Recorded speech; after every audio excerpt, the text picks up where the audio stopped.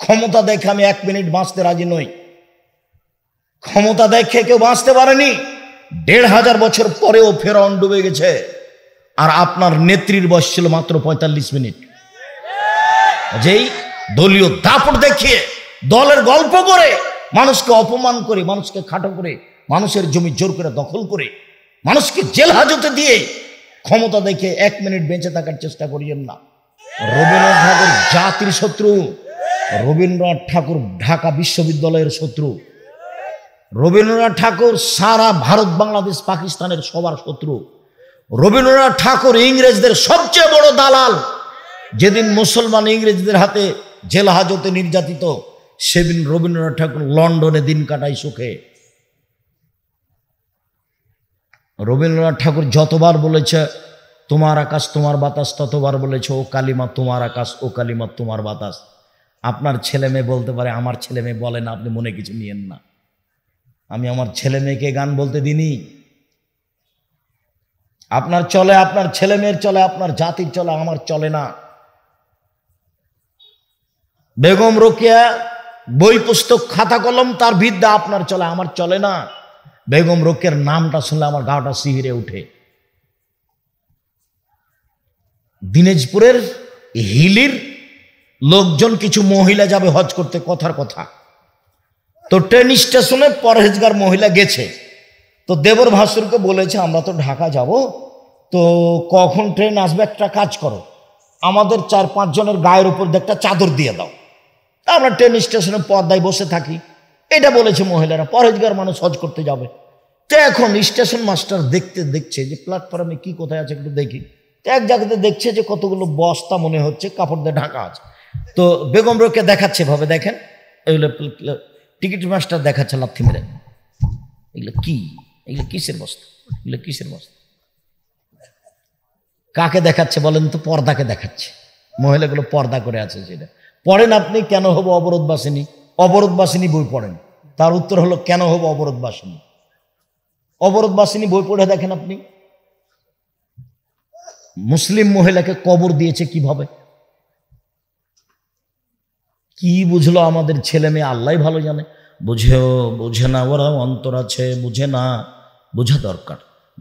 দেখে না ওরা, চক্ষু আছে, দেখে না, দেখা দরকার। শোনে না ওরা, কান আছে, শোনে না, শোনা দরকার। উলায়েকা কালা নাম, তারা পশু প্রাণীর মতো, তারা গরু ছাগলের মতো, তারা কুকুর শিলের মতো। ইবাদতের জগতে সবচেয়ে দামি ইবাদত সিয়াম। সিয়ামের সমপর্যায়ের পৃথিবীতে কোনো ইবাদত নেই। সবচেয়ে ভিন্ন ধরনের ব্যতিক্রম ইবাদত হলো সিয়াম। বিচারের মাঠে আল্লাহ তাআলা সিয়ামের প্রতিদান নিজে হাতে দিবেন। সিয়ামের প্রতিদান আল্লাহ কাউকে লিখতে বলেন না। আমরা জানি হজ একটা বড় ইবাদত, যদি কবুল হয় তাহলে সে হয়ে যায় সেদিনের মতো যেদিন তার মাতাকে জন্ম দিয়েছে, নিষ্পাপ হয়ে যায়। তারপরেও হজ করলে আল্লাহ বলবেন ফেরেশতাকে, এই শোনা, হজের নেকিটা লিখে দাও। ইবাদতের জগতে আল্লাহর ভয়ে এক ফোঁটা চোখের পানি আল্লাহর কাছে এত প্রিয় যে পৃথিবীর কোনো ইবাদত আল্লাহর কাছে তত প্রিয় নয়, এক ফোঁটা চোখের পানি।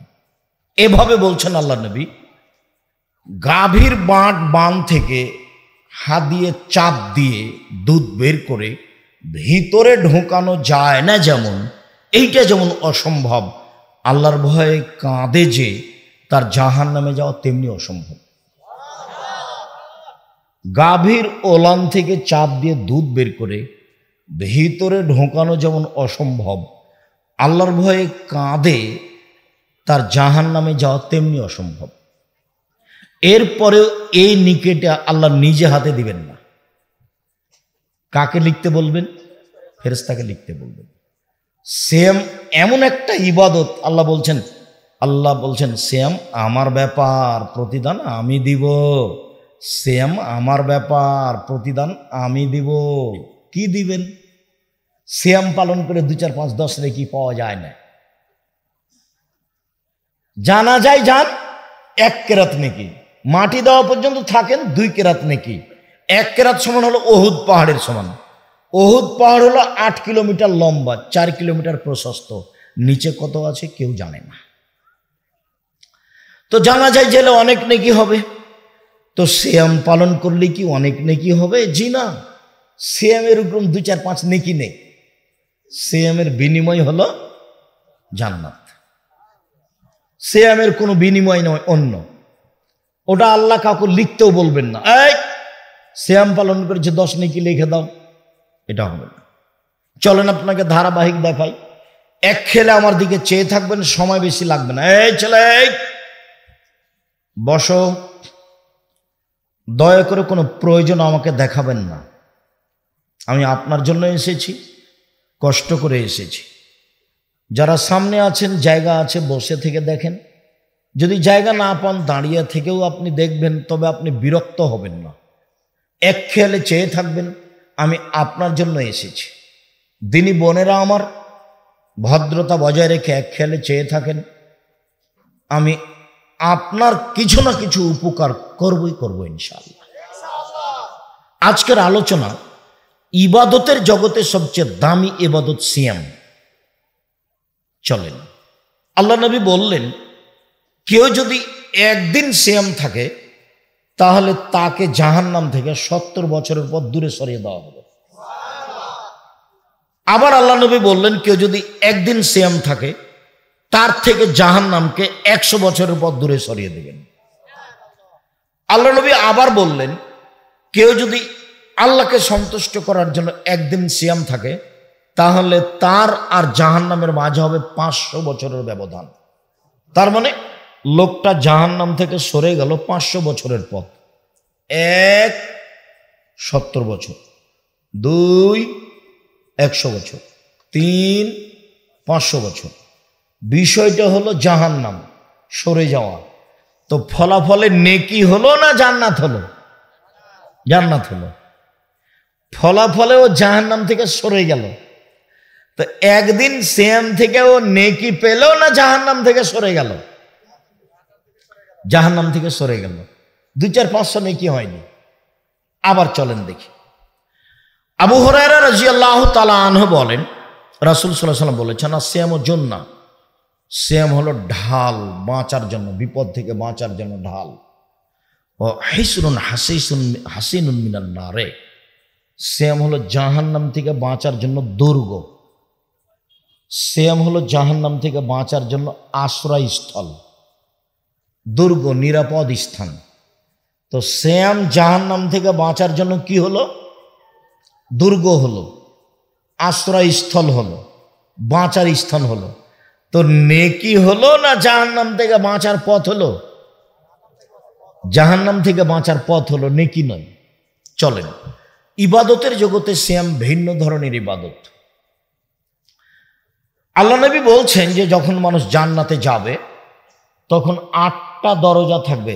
জান্নাতে একটা দরজা 8টা, জান্নাতে একটা দরজা 8টা, জাহান্নামে একটা দরজা 7টা।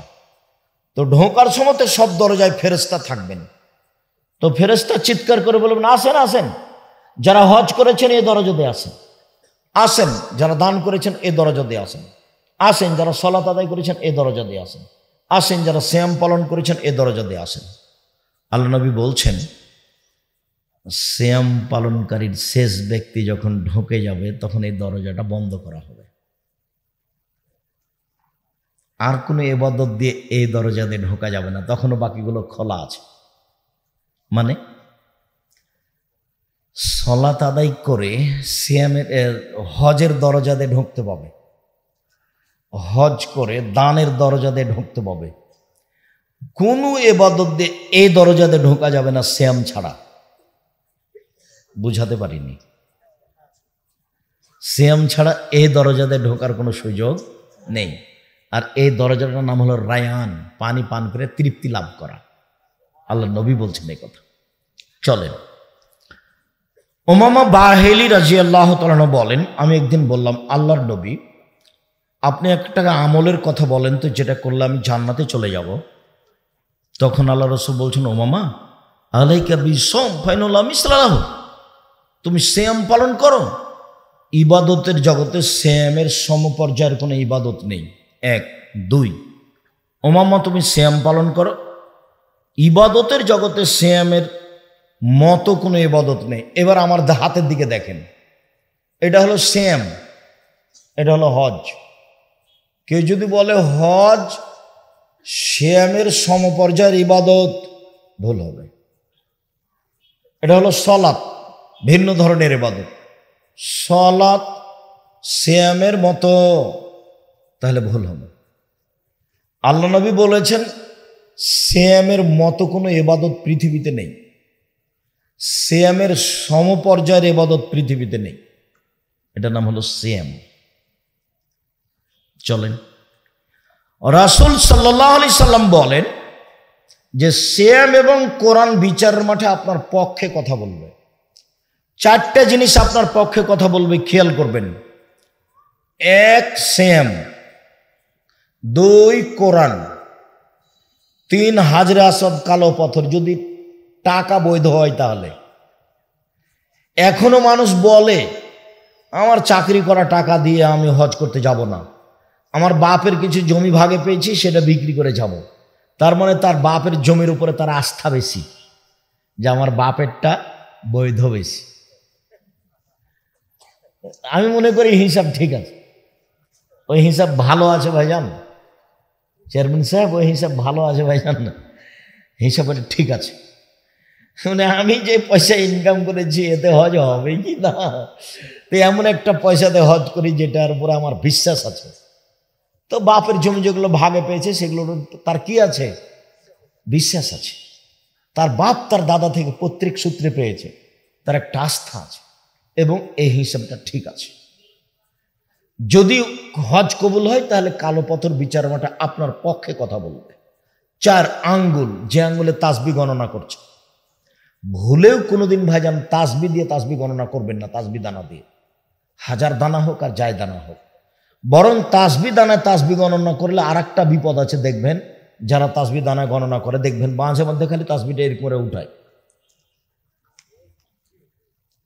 তার মানে এটা যে লোক দেখানো হয়ে গেল যে, আর হাতে নিলেই মনটা চাইবে দেখানো, হাতে নিলেই এটা গতি স্বাভাবিক। তার মানে ও জাহান্নামে চলেই গেছে, তো ঢোকেনি কেন, মরেনি এই জন্য। এটার কি প্রমাণ আব্দুর রাজ্জাক সাহেব? যেভাবে আপনি বললেন জাহান্নামে চলেই গেছে, আমি তো একটু কম করে বললাম, আল্লাহ নবী তার চেয়ে বেশি করে বলেছেন। কিভাবে? আল্লাহ নবী বলেছেন যে মৌলানা সাহেবকে দিয়ে জাহান্নাম উদ্বোধন করা হবে, শহীদকে দিয়ে জাহান্নাম উদ্বোধন করা হবে, দানশীলকে দিয়ে জাহান্নাম উদ্বোধন করা হবে। আল্লাহ রসুল বলেছেন মৌলানাই সবচেয়ে দামি মানুষ, বলেছেন যে ওরা হচ্ছে নবীদের উত্তরাধিকারী। আলেমেরা কে? নবীদের উত্তরাধিকারী, তাহলে এরা তো অনেক উপরের মানুষ। তা আবার যে বলছেন যে জাহান্নাম উদ্বোধন হবে হুজুর দিয়ে, কঠিন হয়ে গেল না? এই যে কথা এখন বলছে এটা বুখারী মুসলিমের হাদিস। তার মানে আলেমের কাজ যখন হবে, ইবাদত যখন হবে, কথা যখন হবে, বক্তব্য যখন হবে, লোক দেখানো, মানুষ জমা করা, বাস খাওয়ার দাপট, আর ওই কি ওইটার কি ভাজান যে আগে বলে দেয় এই খাওয়ার লাগবে, এই খাওয়ার লাগবে, অগ্রিম এত টাকা লাগবে, বিদায় এত টাকা লাগবে। যখন লোক দেখানো হয়ে যাবে তখন উদ্বোধন হবে জাহান্নাম হুজুর দিয়ে। 2 টাকা দিয়েছে, দিয়ে বলছে যে আমি 5,000, একটু বলে দাও না, বলে দাও যে চেয়ারম্যান সাহেব 5,000 টাকা, এই ছেলে বলো না, বলো।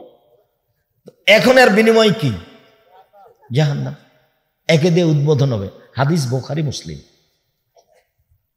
শহীদ, আরে যেগুলোকে ছেলেরা শহীদ বলছে এটা নয়, যাদেরকে সাহাবী মনে করছেন শহীদ, তখন আল্লাহ নবী বলছেন তো জিহাদ করেছে দেখানোর জন্য, ওটা গেছে, ওকে তো জাহান্নাম উদ্বোধন হবে।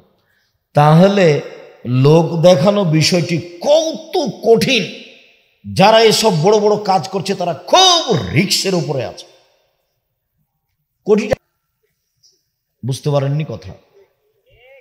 তা এখন এভাবে আল্লাহ নবী বললেন, তা আমারটা তো ঘাটতি আছে, এটাই তো কঠিন।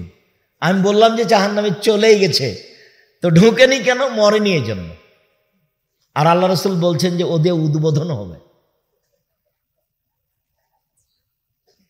সম্মানিত দিনী ভাই বোন, চারটা জিনিস বিচারের মাঠে কথা বলবে। এক, আঙ্গুল। ভুলেও কোনোদিন তাসবি দানা দিয়ে তাসবি গণনা করবেন না, আঙ্গুলে করবেন।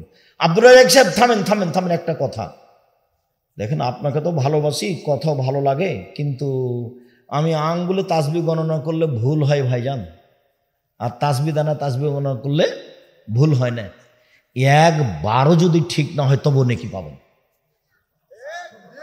এখন থেকে মরা পর্যন্ত যদি আপনার একবারও ঠিক না হয়, সববারই যদি ভুল হয়, তবু আপনি নেকি পাবেন। এটাই পদ্ধতি, এটাই সুন্নাত। ডান হাতে গণনা করবেন। ডান হাতের কথা এসেছে, ডান হাতের দাম আছে।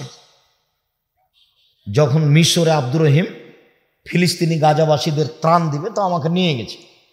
তো এখন আমি ত্রাণ বিতরণ করছি, বাক্স করে করা আছে, তো আমি দিচ্ছি। অনেক মহিলা পুরুষ এসেছে, প্রায় সবাই মাস্টার ডিগ্রি পাস, কেউ গেঞ্জি গায়ে দিয়ে আছে, কেউ বোরকা পরে আছে, মহিলা পুরুষ সব রকমই আছে। তো আমি যখন দেওয়া শুরু করলাম, তো খালি বাম হাতে নিচ্ছে, খালি বাম হাতে নিচ্ছে। তো বন্ধ করলাম, তো বক্তব্য দিলাম খানিক, ডান হাত আর বাম হাত। ডান হাত খাওয়ার জন্য, ভালো কাজের জন্য, আর বাম হাত পেশাব পায়খানার জন্য। তো যখন আমি বললাম, তখন আমার মনে হলো যে আমার চেয়ে ওরাই বেশি বুঝেছে। কেন? গাজাবাসী ফিলিস্তিনদের আরবি ভাষা হলো, ওরাই হলো মূল আরবি। সব নবীর জায়গা ওখানে, সব নবীর কবর ওখানে। ফিলিস্তিনেরা হচ্ছে আসল আরবি মানুষ, বুঝতে পারেননি? তো নবীর ভাষা তো আরবি ছিল। আমি হাদিসগুলো কোন ভাষাতে শোনালাম? আরবি ভাষায়। তখন আমার মনে হলো ওর মুখের দিকে তাকিয়ে ওদের, যে ওরা আমার চেয়ে বেশি বুঝেছে। তো এবার যখন আমি ত্রাণ দিতে গেলাম, তো বাম হাতেই নিল। কেন বলেন? অভ্যাস, অভ্যাস।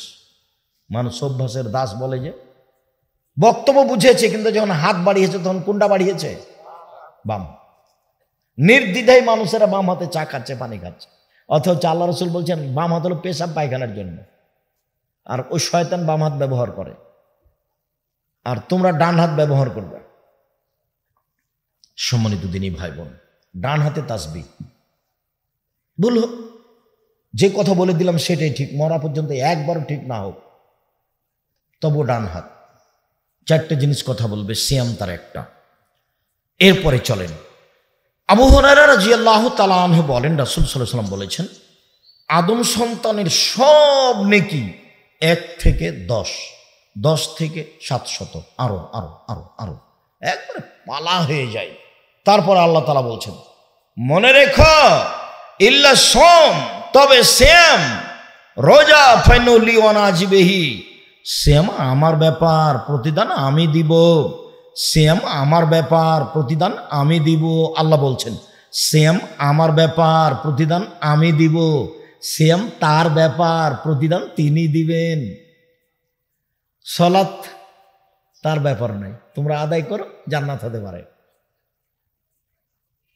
হজ তার ব্যাপার নয়, তোমরা করো, জান্নাত হতে পারে।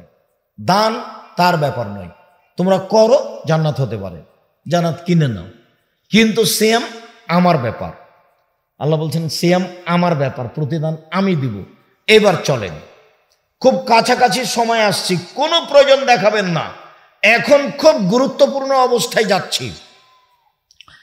আবু হুরায়রা রাদিয়াল্লাহু তাআলা আনহু বলেন, রাসূল সাল্লাল্লাহু আলাইহি সাল্লাম বলেছেন, আফজালুস সিয়ামে বাদা রমাজান শাহরুল্লাহিল মুহাররম, রমজানের পরে সবচেয়ে উত্তম নফল সিয়াম হলো মুহররমের সিয়াম। আচ্ছা, 1। 2, ইবনে আব্বাস রাদিয়াল্লাহু তাআলা আনহু বলেন, আল্লাহর নবী যখন মদিনায় গেলেন, তখন দেখলেন মদিনার ইহুদিরা মুহররমের 10 তারিখে সিয়াম থাকছে। তো আল্লাহ রাসূল বলেন, মা জালি ইয়াউম আলাইনা তাসুমানহু, আচ্ছা এই দিনটা কেমন, তোমরা এই দিনে সিয়াম থাকছো কেন? এটা আমাদের নবী জিজ্ঞাসা করলেন ইহুদিদের। তখন ইহুদিরা বলল, হাজা ইয়াউমুন আযীম, এটা তো অনেক বড় দিন, জানেন না? এটা তো অনেক বড় দিন। আনজাল্লাহু তাআলা ফীহি মূসা কওমহু ওয়া গাররাকা ফিরআউন কওমহু, এই দিনে আল্লাহ মূসাকে সদল বলে বাঁচিয়ে দিয়েছেন। এই দিনে আল্লাহ ফেরাউনকে সদল বলে ডুবিয়ে দিয়েছেন। ফাসামা মূসা শুকরান, তাই মূসা এই দিনে শুকরিয়া আদায় সিয়াম থেকেছিলেন। আমরা ওই জন্য সিয়াম থাকি। মুসা বলেছিলেন, আল্লাহ এইভাবে তুমি আমাকে সাগরে বাঁচিয়ে দিলে আর ফেরাউনকে ডুবিয়ে দিলে, আমি কি শুকরিয়া আদায় করতে পারি। যাক, সিয়াম থাকলাম, তাই আমরা সিয়াম থাকি। তখন আমাদের নবী বলছেন, শোনো, মুসার সিয়াম পালন করার ব্যাপারে আমি তোমাদের চেয়ে বেশি হক রাখি, অতএব আমিও সিয়াম থাকলাম। সাহাবীগণ তোমরা সিয়াম থাকো।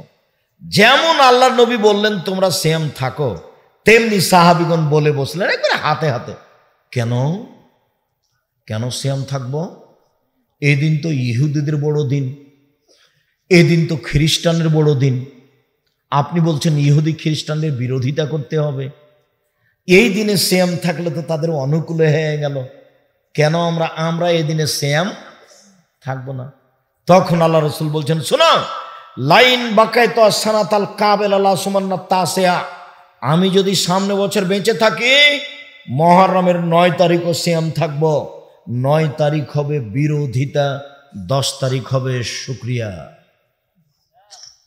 মনে থাকবে না? তাহলে মুহররমের সিয়াম কয়টা হলো? 2টা। 9 হলো বিরোধিতা, 10 হলো শুকরিয়া।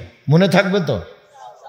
আমার দিনী বোনেরা কিছু বুঝলেন না, এমনি খালি কথা কিছু বলেছি তাই চুপ বসে আছেন। আল্লাহ সমান, আপনারা আমার দিনী বোন, আপনাদের জন্য এসেছে। যারা চলে গেছে গেছে, ওদের তাকদির নিয়ে গেছে, আর কি আর করতে পারি আমি। বাড়িতে টিভি আছে, টিভি চালু করে বসে আছে, এর জবাব আমি দিব? বলেন, এর জবাব তার স্বামী দিবে, এর জবাব তার স্বামী দেবে, এর তোর জবাব তার বাপ দিবে, তার ভাইয়েরা দিবে, যারা তাদের আছে তারা দিবে। এর জবাব আমাকে দিতে হবে না, আমরা ওই সব কাজ করি না। আল্লাহ তুমি হেফাজত করো আমার সব দিনী ভাই বোনকে। সম্মানিত দিনী ভাই বোন, হাফসা রাদিয়াল্লাহু তাআলা আনহা বলেন, আল্লাহ নবী 4টে জিনিস জীবনে কোনোদিন ছাড়েননি। 1, মুহররমের 10 তারিখের সিয়াম। 2, আশুরার একটানা 9 দিন সিয়াম। 3, প্রতি মাসে 3 দিন সিয়াম। 4, ফজরের সুন্নাত। মনে থাকবে না, দেখি সিরিয়াল বলেন তো। 1, মুহররমের 10 তারিখের সিয়াম। 2, জুলহিজ্জার একটানা 9 দিন সিয়াম, একবারে 1 তারিখ থেকে। 3, প্রতি মাসে 3টা সিয়াম রোজা। 4, ফজরের 2 রাকাত সুন্নাত। এই 4টা আমল আল্লাহ রাসূল কখনো ছাড়েননি। তাহলে এই পর্যন্ত আলোচনাতে আমরা মুহররমের সাথে আছি। এইবার আলোচনা মুহররমের আপাতত শেষ করি।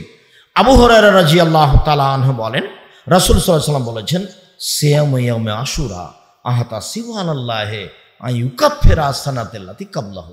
কেউ যদি মুহররমের 2টা সিয়াম থাকে তাহলে অতীতের 1 বছরের পাপ ক্ষমা হবে।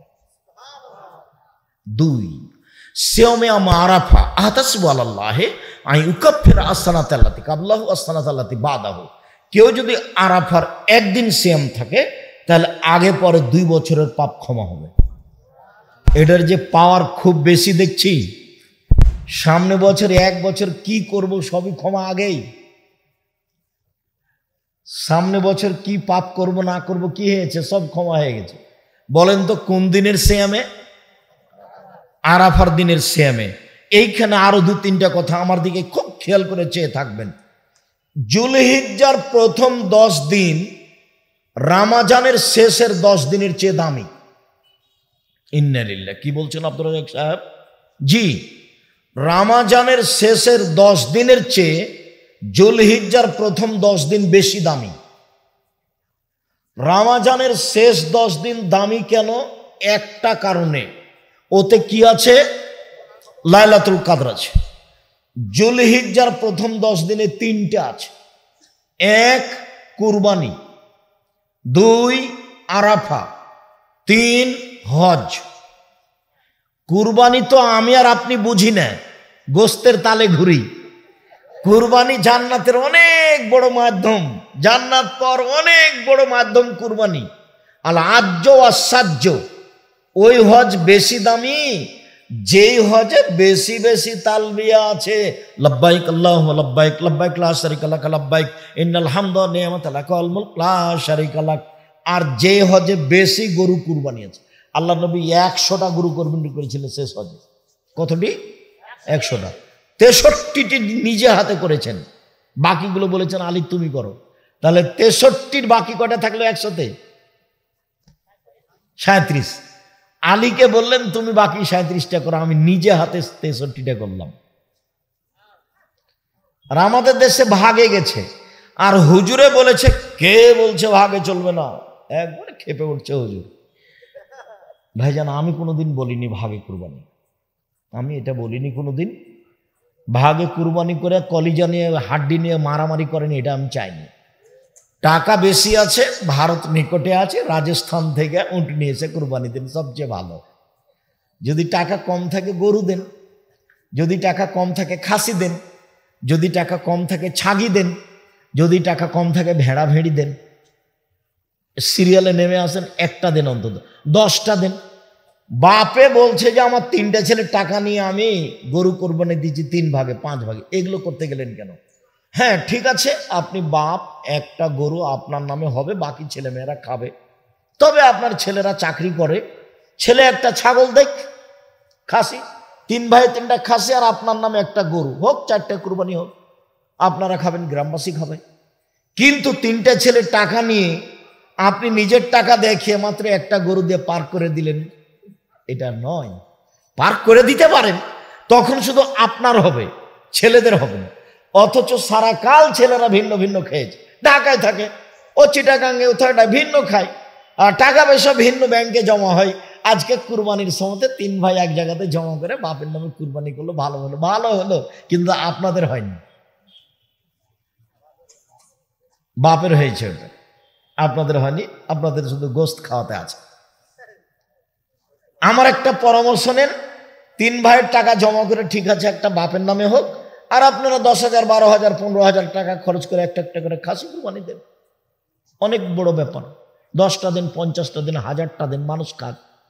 ও কথা বলতে যাচ্ছেন কেন? আজ তো খালি ফকিরেরই দিন, ওরা গোস্ত নিয়ে বেঁচে খায়, খাক না, তাতে কি আছে আপনার? মনটা কেন আপনার ছোট হয়? মনটা কেন ছোট হয়? ফকির মিসকিন নিয়ে যাক সব। 3টে জিনিসের কারণে হজের প্রথম 10 দিন দামি। তার একটা হলো একটানা 9 দিন সিয়াম, 10 দিনের দিন সিয়াম নয়, এই জন্য সেদিন ঈদ। একটানা 9 দিন সিয়াম।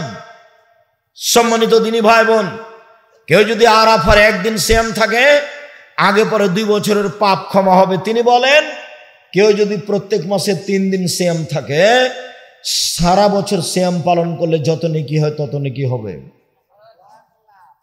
13, 14, 15 চাঁদের। আর একটা কথা মনে রাখেন, কোনো কারণে 19-20 হয়ে গেলে কোনো সমস্যা নেই, 22-23 হয়ে গেলে কোনো সমস্যা নেই। আর একটা কথা মনে রাখেন, মহিলাদের হাইজের কারণে 13, 14, 15 যদি ছুটে যায়, ওই মাসে কোনোদিন হলেই হবে। হাদিস বুখারী মুসলিম। জিনিসটা সহজ হয়েছে তো? বুঝতে পেরেছেন তো? 13, 14, 15 চেষ্টা করেন, না হলে মাসে হলেই হবে। 3 দিন, তাহলে সারা বছর সিয়াম। আর একটা পথ আছে সারা বছর সিয়ামের, সেটা হলো এই, আল্লাহ রাসূল বলছেন, মান সামা রামাজানা সুমাত বাহু সিত্তান মিন শাওয়াল কানা কাসিয়ামি দাহরি কুল্লিহি। কেউ যদি রমজান মাসের সিয়াম থাকে আর শাওয়ালের 6টা থাকে, তাহলে সারা বছর সিয়াম পালনের নেকি পেল। ভালো করে বুঝুন তো, 2টা পথ সারা বছর সিয়াম পালনের। 1, প্রতি মাসে 3টি, 2, শাওয়ালের 6টে, রমজান আর শাওয়ালের 6টে, তাহলে সারা বছর। আপাতত এই পর্যন্ত বলে এবার কাছাকাছি আগিয়ে আসি। বৃহস্পতিবার সোমবার, আল্লাহ নবী বৃহস্পতিবার সোমবার সিয়াম থাকতেন। আবু হুরায়রা রাদিয়াল্লাহু তাআলা আনহু বলেন, আল্লাহ নবী বলেন, বৃহস্পতিবার সোমবার মানুষের পাপ নেকি আল্লাহর নিকটে পেশ করা হয়। আমার মনটা চাই, আমার যখন রিপোর্ট দেওয়া হবে আল্লাহর কাছে, তখন আল্লাহ দেখুক যে আমি সিয়াম আছি। এই নাও উহিব্বু আইরফা ওয়ালানা সাইম, আমার মন চায়, আমি ভালোবাসি, আমার রিপোর্ট যখন আল্লাহর কাছে পেশ করা হবে, তখন আল্লাহ দেখুক যে এ দেখো সিয়াম অবস্থায় রিপোর্ট দেখো। সাপ্তাহিক কোন কোন দিনে মানুষের পাপ নেকি পেশ করা হয়? তা আল্লাহ নবী কি চাইলেন? আমার রিপোর্টের সময় আল্লাহ দেখুক যে আমি কি আছি, সিয়াম আছি। তা আপনার রিপোর্টের সময় যদি আল্লাহকে সিয়াম অবস্থা দেখাতে চান তাহলে কি করতে হবে? বৃহস্পতিবার সোমবার সিয়াম থাকতে হবে। কথা বুঝতে পেরেছি তো?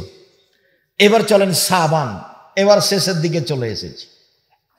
শাবান, আয়েশা রাদিয়াল্লাহু তাআলা আনহা বলেন আল্লাহ নবী পুরো শাবান সিয়াম থাকতেন। উম্মু সালমা রাদিয়াল্লাহু তাআলা আনহা বলেন আল্লাহ নবী পরস্পর 2 মাস সিয়াম থাকতেন, শাবান রমাজান, শাবান রমাজান, রমাজান শাবান, পুরো সিয়াম থাকতেন। ওসামা বিন যায়েদ রাদিয়াল্লাহু তাআলা আনহু বলেন শেষের দিকে 2-1টা বাদ দিতেন। ওসামা বিন যায়েদ রাদিয়াল্লাহু তাআলা আনহু বলেন আমি একদিন আল্লাহ নবীকে বললাম, আল্লাহ নবী লাম আরাকা তাসুমু মিন শাহরিন মিনাশ শুহুরে মা তাসামু মিন শাবান। শাবান মাসে যত সিয়াম থাকেন অন্য মাসে তো তত সিয়াম থাকেন না আল্লাহর নবী, আপনি শাবান মাসে এত সিয়াম থাকেন কেন? এটা জিজ্ঞাসা, মনে থাকবে না মনে হয়। বলেন তো জিজ্ঞাসাটা কি? আল্লাহর নবী আপনি শাবান মাসে এত বেশি সিয়াম থাকেন কেন? এটা জিজ্ঞাসা, মনে থাকবে না? এইটা বেশি জরুরি কেন? এরপরে যেটা আছে সেটা এর বিপরীত কথা। তখন আল্লাহ রাসূল বলছেন আরে শোনো, শাবান একটা মাস, রজব ও রমজানের মাঝে, শাবান একটা মাস, রজব ও রমজানের মাঝে এক ফলন নাসান হো, মানুষ তাতে বেখিয়াল থাকে, তুরফল আমল ফিহে ইলা রাব্বিল আলামিন। এই মাসে বাৎসরিক রিপোর্ট আল্লাহর কাছে পেশ করা হয়। অনা উহিব্ব, আমি ভালোবাসি, ইরফা আমালি ওয়ানা সায়েম, আমার যখন আমলটা আল্লাহর কাছে পেশ করা হবে আল্লাহ দেখুক যে আমি সিয়াম আছি। এ দেখো বাৎসরিক রিপোর্ট দেখো, বাৎসরিক রিপোর্ট দেখো, সিয়াম অবস্থায় দেখো, নেও দেখো। তাহলে আল্লাহর নবীর জানা ছিল না সেই দিন 15ই শাবান। এই কথাটার জন্য ওই কথাটা ভালোবার মনে রাখতে বলছিলাম। ভারত বাংলাদেশ পাকিস্তানের আলেম ওলামা কিভাবে জেনে নিলেন সেদিন 15ই শাবান? ভাইজান আপনার যদি মাঝহাবি ভাই হন তাহলে আপনি মনে কিছু নিয়েন না, আপনাকে আমি খুব ভালোবাসি। আমার জীবনে আমি কোনোদিন মাঝহাব নিয়ে কথা বলি না। আপনি কারো কথায় মাথায় রাখেন না, খালি রাখেন 1 মিনিট। দল নয়, সংগঠন নয়, মাঝহাব নয়, শুধু আল্লাহর নবীকে মাথায় রাখেন 1 মিনিট দিয়ে বলেন আয়েশা পুরো শাবান সিয়াম থাকতেন, প্রায়ই শাবান। উম্মু সালমা বলেন আয়েশা বলছেন পুরো শাবান। উম্মু সালমা বলেন আল্লাহ নবী পুরো শাবান সিয়াম থাকতেন, 2-1 দিন বাদ। ওসামা বলছেন এত বেশি সিয়াম থাকেন কেন? তখন উত্তর হলো যে এই মাসে কি করা হয়? বাৎসরিক রিপোর্ট আল্লাহর কাছে পেশ করা হয়। আমি চাই যে আমার রিপোর্টটা সিয়াম অবস্থায় দেখুক আল্লাহ। তো তার যদি 15ই শাবান জানা থাকতো তাহলে কি এইভাবে কষ্ট করতেন? অন্য মাসে তো করেননি। তো আপনি এখন আমার কথা মানতে হবে, এই কথা আপনাকে আমি বলিনি। কথা যদি এটা সত্য হয় তাহলে আপনাকে মানতে হবে কি না? কথা যদি এটা না বিরি হয় তাহলে আমি আর আপনি কি করতে পারি? নিশ্চিত জেনে নেন সেটা 15ই শাবান নয়। যে কলকারখানা, অফিস, আদালত, কোর্ট কাছারি, শিক্ষা প্রতিষ্ঠান সবকিছু বন্ধ করে রাতে গোসল করে আতর গোলাপ মেখে দিনে সিয়াম থাকতে হবে, এটা নয়, এটা শরীয়ত নয়। রিপোর্ট ধরার জন্য অন্তত একটানা 15 দিন সিয়াম থাকতে হবে। তাই বলেছি একটানা 15 দিন। এক নফল সিয়াম সবচেয়ে বেশি একটানা 15 দিন শাবান। 1 থেকে 15 পর্যন্ত আজ থেকে আপনি সিয়াম শুরু করবেন, 2, 4, 5, 10টা করেন। স্ত্রীর সাথে পরামর্শ করে 2 জন মিলে করেন। সাহারি জরুরি নয়, সাহারি খাওয়া সুন্নাত। সকাল 10টার সময় আল্লাহ নবী বলছেন আয়েশা সমপর্যায়ের না। কেন? এটা নাকি আল্লাহ কাকে দিতে বলবেন? ফেরেশতাকার। এটার নাকি আল্লাহ দিবেন। তাহলে আপনি এটার মতো কোনো ইবাদতি নিয়ে যেতে পারবেন না। পৃথিবীতে কোনো ইবাদতি নেই যেটা এটার মতো। এর বিনিময় জান্নাত। আপনাকে আমি অনুরোধ করছি, আপনি আমার দিনী ভাই, আপনাকে আমি খুব ভালোবাসি, আপনি আমার দিনী বোন, আপনাকে আমি অনুরোধ করছি, আপনার জন্য এসেছি, আপনি শাবান মাসের সিয়াম আজ থেকেই শুরু করবেন। আমরা তো চেষ্টা করি প্রথম শাবান থেকে, এবছর চলে গেছে, কিছু করেন, চালু হোক। 2, একটানা 9 দিন সিয়াম, সেটা কোনটা? জুলহিজ্জা। এবং ইবাদতের জন্য সেটা সবচেয়ে বেশি দামি। ওই জুলহিজ্জার প্রথম দিনে 3টে জিনিস আছে। 1, কুরবানি, 2, আরাফা, 3, হজ। এই জন্য এই 9টা দিন কি দিয়ে কাটাতে হবে? সিয়াম দিয়ে। তার মধ্যে আরাফার দিনও আছে, বাস সব হয়ে গেল। 2 হলো একটানা 9 দিন। এবার চলেন 6, একটানা 6 দিন। কোনটা সেটা? শাওয়াল। ভুলে যাচ্ছেন নাকি? কারো কারো মনে আছে, কেউ কেউ ভুলে গেছে। একটানা 6 দিন বা মাঝে মধ্যে করলে হবে। 1 মিনিট একটা কথা, মহিলারা জানে যে রমজানের রোজা হাইজের কারণে ছুটে গেলে শাওয়াল মাসে আগে রমজানেরটা করতে হবে, তারপরে শাওয়ালেরটা করতে হবে। এটা মিথ্যা কথা। হাইজের কারণে রমজানের যে সিয়াম ছুটে গেছে, এইটা করার জন্য আল্লাহ নবী অনুমতি দিয়েছেন বাকি জীবন, মরা পর্যন্ত। যদি মরে যায়, না করে গেছে। আয়েশা রাদিয়াল্লাহু তাআলা আনহা করতেন 10 মাস পরে, আবার শাবান মাসে। আয়েশা রাদিয়াল্লাহু তাআলা আনহার হায়েজের কারণে সিয়াম ছুটে গেলে রমজান মাসের তিনি কোন মাসে করতেন? পরের শাবানে। আচ্ছা, শাবান মাসে কেন করতেন? ওই যে আল্লাহ নবী বেশি বেশি সিয়াম করছেন ওরই ফাঁকে। আর উনি সবসময় বলতেন, না, আমার স্বামী যদি আমাকে কোনো সময় তার প্রয়োজনে ডাকে, তখন আমি বলবো নফল সিয়াম আছি, আমি এটা বলতে রাজি নই। উনি যখন আমাকে ডাকবেন তখনই আমি সাড়া দিব তার ডাকে। এই জন্য আমি নফল সিয়াম ওভাবে রাখবো না। অতএব আমার ফরজ যেটা ছুটে গেছে, সেটা আমি কোন ফাঁকে করব? যখন তিনি একটানা আছেন। বুঝাতে পারেনি কথাটা? যখন তিনি একটানা আছেন, ওরই ফাঁকে আমি আমারটা করে নিয়েছি। 10 মাস পরে পড়বে, 10-11 মাস পরে পড়বে। আর মহিলা বৈঠকে চাঁপে নবগঞ্জের বুবু বলেছে, বুবু আগে ফরজটা করিও বুবু, তারপরে নফল করিও বুবু। বুবুর সব কথাই নাকি বুখারীতে আছে, বুবুর কথা ডাহা মিথ্যে। বুবু নামাজে যখন দাঁড়াবা বুবু, 2 পায়ের গোড়ালি জমা করিও বুবু, নইলে লজ্জা স্থানের যোগাযোগ বুবু মাটির সাথে হবে, মাটি অভিশাপ করবে। বুবুর সব কথাই নাকি বুখারীতে আছে। বুবু শাড়ি পরে যদি নামাজ পড়ো বুবু, তাহলে ল্যাঙ্গট পরিও। যদি ল্যাঙ্গট না পড়ো বুবু, তাহলে লজ্জা স্থানের যোগাযোগ বুবু মাটির সাথে হবে, মাটি অভিশাপ করবে। বুবুর সব কথাই নাকি বুখারীতে আছে।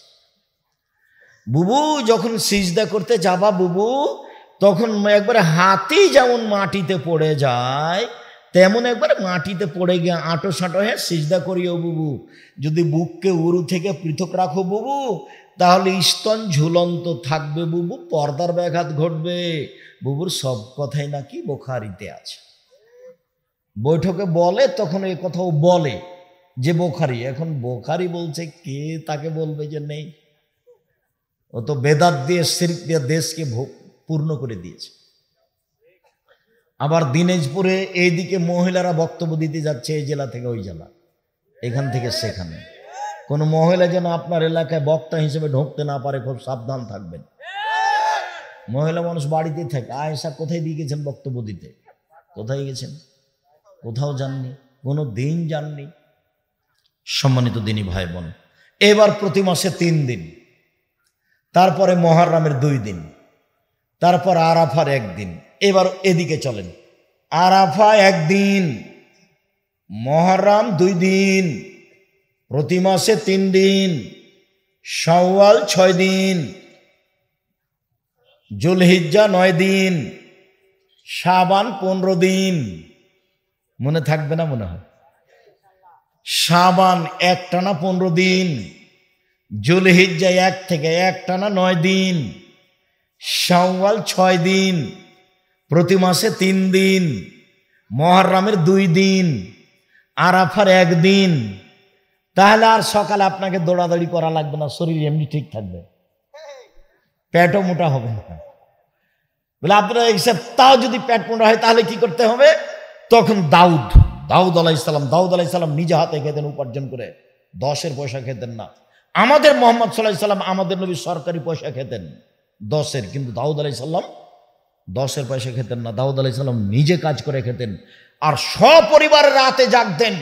একদিন সেম একদিন এমনি, একদিন সেম একদিন এমনি, একদিন সেম একদিন এমনি। এবার স্বাস্থ্য এমনিতেই ঠিক, আর পেট মোটা হবে না। চেষ্টা করেন, ভালো হবে। শুকরিয়া, জাযাকুমুল্লাহ খায়ের। এসে কয়েকটি কথা আপনার উপস্থিত বৈঠকের দিনই ভাই বোন, আপনাকে অন্তর থেকে ভালোবাসি, আপনার পরকাল কল্যাণ কামনা করি মর্মে আমার কয়েকটি কথা, যেই কথাটা মধ্যে বলেছি ওই কথাটা মনে রাখার জন্য অনুরোধ জানাচ্ছি। এই ছেলে, এই থামো। 5 ওয়াক্ত সালাত, হালাল রুজি, কোরআন তেলাওয়াত, অন্তত সূরা ইখলাস 3 বার পড়ে আল্লাহকে বলবেন, এই যে আজকে কোরআন পড়লাম, কোনোদিন যেন বাদ না পড়ে। অন্তত সূরা ইখলাস ব্যাগ ভর্তি করে নেন, সূরা ইখলাস দিয়ে একবারে ব্যাগ বোকটা যা আছে নেকি দিয়ে ভর্তি করে নেন। একবার সমান 10 পারা, একবার সমান 10 পারা, একবার সমান 10 পারা, 3 বার সমান 30 পারা। আমি বলিনি এই কথা, কে বলেছেন? মুহাম্মদ সাল্লাল্লাহু আলাইহি সাল্লাম বলেছেন। 4 চিরদিনের জন্য আড্ডা পিটা হারাম। একরাহুল কালামা বাদাল ইশায়ে, একরাহুল নওমা কাবলাল ইশায়ে। আল্লাহর নবী এশার সালাতের পরে কথা বলা ঘৃণা করতেন। আল্লাহর নবী এশার সালাতের পূর্বে ঘুমিয়ে যাওয়া ঘৃণা করতেন। পৃথিবীর মানুষ, মুহাম্মদ সাল্লাল্লাহু আলাইহি সাল্লাম বলেন, শুনে রাখুন, এশার সালাতের পরে কথা বলা আল্লাহর নবী ঘৃণা করতেন। পড়াশোনা ছাড়া গল্প করা হারাম। 2, এশার সালাতের পূর্বে ঘুমিয়ে যাওয়াকে ঘৃণা করতেন। এশার সালাতের পূর্বে ঘুমাতে হবে না, 10টায় ঘুমিয়ে যাবেন। বাড়িতে কারফিউ জারি থাকবে প্রেসিডেন্ট আইয়ুবের, 10টার পরে কেউ কথা বলতে পাবে না, সবাইকে ঘুমাতে হবে। বাধ্য বাপ হিসাবে শক্ত পদক্ষেপ নেবেন। পড়াশোনা ছাড়া এই বাড়িতে কেউ জেগে থাকতে পাবে না। কয়টার মধ্যে ঘুমিয়ে যেতে হবে? 10টার মধ্যে। 5 ঘন্টা ঘুম, 3টায় উঠে যাবে, 4টায় উঠে যাবে। সুন্দর করে ওযু করে 2 রাকাত সালাত আদায় করে বলবে, আল্লাহ এখন প্রথম আকাশ থেকে নিচে নেমে এসেছে। সপ্তম আকাশ থেকে কোথায় এসেছেন? নিচে এসেছেন প্রথম আকাশে আপনার কথা শোনার জন্য। এখন আপনি বলেন যে হিলি বাজারে আমার 5 শতক জমি করে দাও, নিয়মিত বলেন। গরিব মানুষটা বলবে আমার একটা ভ্যান করে দাও, ধনী মানুষেরা বলবে ঢাকাতে উত্তরায় একটা বাড়ি করে দাও। যার যা প্রয়োজন, যার যা প্রয়োজন। একসাথে যদি সারা পৃথিবীর হিন্দু, মুসলমান, বৌদ্ধ, খ্রিস্টান সবাই যদি নিজ নিজ প্রয়োজন চাই, আর সবাইকে যদি তাৎক্ষণিক দিয়ে দেন, সরিষার সমপরিমাণ শেষ হবে না। এত রহমতের মালিক কোনো ব্যাপারই নয়।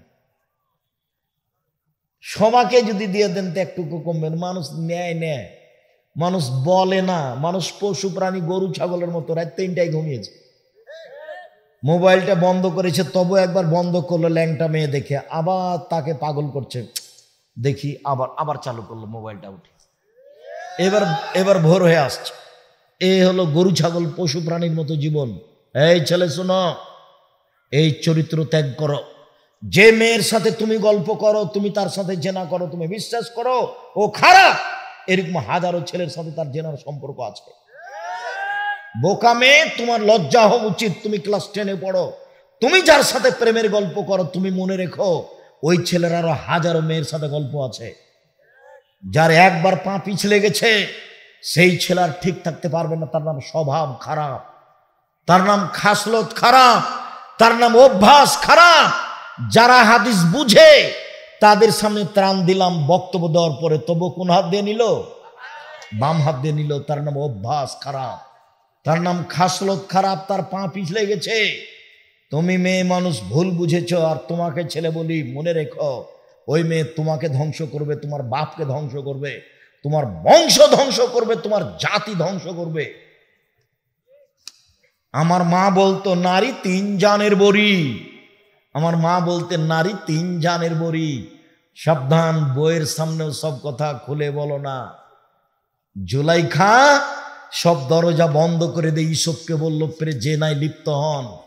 ইসব বলল, মাআযাল্লাহ, আমি আল্লাহর কাছে বাঁচতে চাই। বলো কি তুমি? তোমার স্বামী আমার মালিক, আমাকে ভালো থাকতে দিয়েছে, আমাকে ভালো খেতে দিয়েছে, তোমার সাথে অন্যায় করব মানে? বলো কি তুমি? তোমার স্বামী আমার মালিক, আমাকে ভালো থাকতে দিয়েছেন, আমাকে ভালো খেতে দিয়েছেন। আরে আমি তো বাজারে বিক্রি হয়েছি, আরে আমার ভাইরা তোমাকে ইদারাই ফেলে দিয়েছে, আমি তো রাস্তাঘাটে পড়েছিলাম, তোমার স্বামী কিনে নিয়ে এসে আমাকে রাজকীয় ভাবে খেতে দিয়েছে, রাজকীয় ভাবে থাকতে দিয়েছে। এখন আমি বুঝতে পারছি আমি বড় লোকের ছেলে, বড় লোক, আমি ইয়াকুব আলাইহিস সালামের ছেলে ইউসুফ। এখন বুঝতে পারছি আমার মান সম্মান, এ দেশের সরকার আমাকে লালন পালন করে তার বউয়ের হাতে। আর সেই মহিলা তুমি, তোমার সাথে অন্যায় করব মানে এটা কখনো হতে পারে না। এই অন্যায় করতে পারি না, আমি তার অন্যায় করতে পারি না। জোর করে যখন জেনা করতে গেল তখন তিনি ঘর থেকে বের হলেন দৌড় দিয়ে, সামনে আগে আগে বের হলেন ইউসুফ, পিছু পিছু বের হলো জুলাইখা, সামনে ছিল জুলাইখার স্বামী, একসাথে তিনজন। জুলাইখা বলল, এই দেখেন, এই ছেলেকে বাড়িতে রেখেছেন যে আপনার স্ত্রীর সাথে অন্যায় করতে চাই। আরে আপনি কি বলবেন? আমি জুলাইখা বলছি একে যথাযথ পিটন দিতে হবে, নইলে জেলখানায় বন্দি করতে হবে। 12 বছর জেল হলো। কতদিন? 12 বছর। 12 বছর পরে সরকারি লোক ডাকতে আসলো, আপনাকে সরকার ডেকে পাঠিয়েছে। এইসব বললেন যে না, অসম্ভব হতে পারে না, জুলাইখাকে জাতির সামনে ঘোষণা দিতে হবে অন্যায় আমি করেছি, এইসব করেনি। আমি জুলাইখার স্বামীর অবর্তমানে জুলাইখার সাথে অন্যায় করিনি, এটা জুলাইখাকে জাতির সামনে ঘোষণা দিতে হবে। আমাদের নবী মুহাম্মদ সাল্লাল্লাহু আলাইহি ওয়াসাল্লাম বলছেন, আমার চেয়ে ইউসুফের ধৈর্য অনেক বেশি, আমার চেয়ে ইউসুফের ধৈর্য অনেক বেশি। আমি মুহাম্মদ সাল্লাল্লাহু আলাইহি ওয়াসাল্লাম যদি 12 বছর জেলে থাকতাম, সরকারের লোক যদি আমাকে ডাকতে আসতো, তাহলে আমি বলতাম চলো চলো চলো চলো, এ কথা বলতাম আমি। অবাক মানুষ, 12 বছর জেলে থাকার পরে বলছে অসম্ভব, আমি জেল থেকে বের হবো না, জুলাইখাকে জাতির সামনে ঘোষণা দিতে হবে আমি অন্যায় করেছি, ইউসুফ করেনি। যতদিন পর্যন্ত জুলাইখা জাতির সামনে ঘোষণা না দিবে ততদিন পর্যন্ত ইউসুফ জেল থেকে বের হবে না। তাই হলো, তারপরে তিনি বের হলেন। সম্মানিত দিনী ভাই বোন, সিয়াম শব্দের আবিধানিক অর্থ হচ্ছে বিরত থাকা। শরীয়তের পরিভাষায় ফজরের আজান থেকে নিয়ে সূর্য ডোবা পর্যন্ত খাওয়া পান করা, স্ত্রী মিলন, যাবতীয় অপছন্দ কথা ও কর্ম থেকে বিরত থাকার নাম সিয়াম। রোজা শব্দের অর্থ হলো উপবাস থাকা। রোজা আর সিয়াম দুটো এক নয়। যেসব নামগুলো পরিবর্তন করা হয়েছে ইরানের মাটিতে, সেইগুলো তরিকাপন্থীদের মাধ্যমে ভারত, বাংলাদেশ, পাকিস্তানে চালু হয়েছে। হজ, জাকাত, সিয়াম, সালাত, কালেমা, এই 5টা শব্দ আল্লাহর নবীর দেওয়া নাম। এগুলো মানুষকে ব্যবহার করতে হবে। জাহান্নাম শব্দটি কোরআনেও আছে, হাদিসেও আছে। দোজখ শব্দটি কোরআনেও নেই, হাদিসেও নেই। জান্নাত শব্দটি কোরআনেও আছে, হাদিসেও আছে। বেহেশত শব্দটি কোরআনেও নেই, হাদিসেও নেই। সিয়াম শব্দটি কোরআনেও আছে, হাদিসেও আছে। রোজা শব্দটি কোরআনেও নেই, হাদিসেও নেই। সালাত শব্দটি কোরআনেও আছে, হাদিসেও আছে। নামাজ শব্দটি কোরআনেও নেই, হাদিসেও নেই। আল্লাহ শব্দটি কোরআনেও নেই, আল্লাহ শব্দটি কোরআনেও আছে, হাদিসেও আছে। খোদা শব্দটি কোরআনেও নেই, হাদিসেও নেই। কোরআনে আছে, হাদিসে আছে, মানে আল্লাহ এবং আল্লাহ রাসূলের নাম দিয়েছেন। তো আল্লাহ এবং আল্লাহ রাসূলের দেওয়া নামটা আমাদের বলা ভালো নয়। তো আমরা যখন বলি যে খোদা নয় আল্লাহ, তখন এক শ্রেণীর হুজুর বলেন কে বলেছে খোদা চলবে না, ও উল্টা দিকে গেল। আল্লাহর নবী দুঃখ করে বলেছেন, পৃথিবীর মানুষ শুনে রেখো, আমার জীবনে কয়েকটা আশঙ্কা, আফসোস।